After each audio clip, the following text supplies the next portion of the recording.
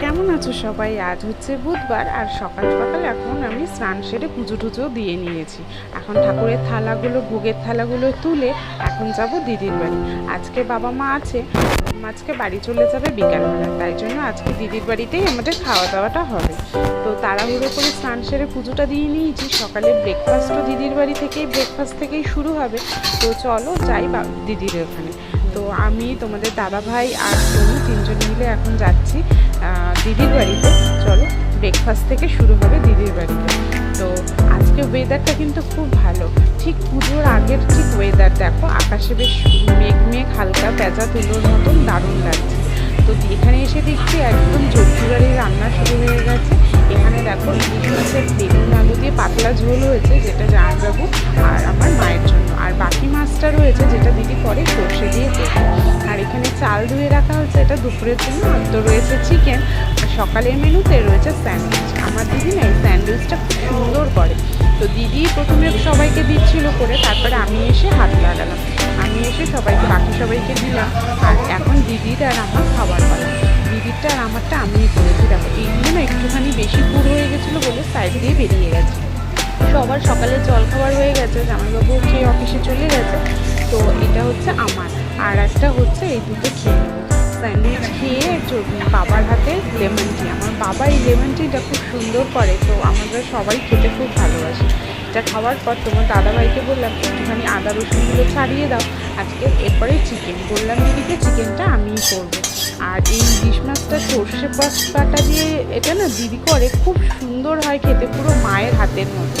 মায়ের হাতে যেমন টেস্ট হয়, আমার দিদির হাতেও ঠিক সেমনি হয়। তো ইলিশ মাছ হলেই ওকেই বলি ওটা করবো।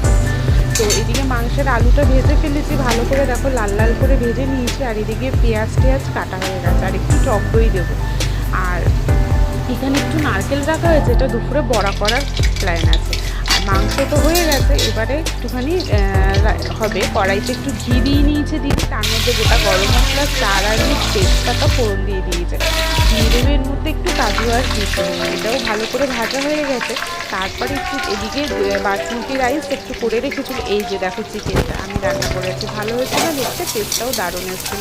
এই যে দেখো একটু বাসমতি চালের ভাত করে রেখেছিল, আর ওটার মধ্যে গোটা গরম মশলা দিয়ে দিয়েছিল। আর এখানে একটু ফুড কালার দুধে গুলে সেটা দিয়ে দিয়েছিল, কেশর রঙটা। তো ওই জন্য হালকা দেখো হলুদ আর সাদা ভাত মেশানো। তো সেইটা দিয়ে এবার ভালো করে কড়াইতে নাড়াচাড়া করে নুন মিষ্টি দিয়ে রাইসটা রেডি করেছে। তোমরা এইভাবে একটু করো, এইটা শাহি পোলাওর মতন হয় দেখতে, কিন্তু দারুণ হয় আর খেতেও কিন্তু খুব সুন্দর হয়। এটা কিন্তু যে কোনো রকম চিকেন বা মাটন বা পনির দিয়ে দারুণ লাগে খেতে, একবার অবশ্যই ট্রাই করো। তো সবাইকে এখন দিদি খেতে দিয়ে দিচ্ছে, আর আমিও তোমাদের ঘুরিয়ে ঘুরিয়ে মেনুটা দেখাচ্ছি। বাকি রয়েছে লাস্ট আছে আমি, তোমার আর আমার দিদি। তো চলো আমরাও খেয়ে নেব। আর খাওয়া দাওয়ার পরে বাবা মাও তো বাড়ি চলে যাবে, বেশি লেট করবে না, অনেকটাই রাস্তা, তাই জন্য মা দিন থাকতে থাকতেই চলে যেতে চাইছে। তো বাবা মা রেডি হয়ে বেরিয়ে গেছে, বাবা মাও বাড়ি চলে যাবে, আমরাও আমার বাড়ি চলে যাব। এই যে দেখো পুরো বাবার বাইকটাতে বাবাকে একটু এগিয়ে দিয়ে আসবে বিরাটি অবধি। তোমাদের দাদা ভাইও যাবে, কারণ বিরাটির রাস্তাটা একটু খারাপ, তাই জন্য বাবা মাকে তো দুপুরে খাওয়া দাওয়া এই যে টাটা করে বাবা মাকে রওনা ফেরাতে ডিনারটা যাবো দিদির বাড়িতেই করতে। তো চলো দিদির বাড়িতে যাই, ডিনারটা সেরে আসি। তাহলে ভিডিওটা এখানেই এন্ড করছি। দেখা হবে একটা নেক্সট ভিডিওতে, ততক্ষণের জন্য বাই।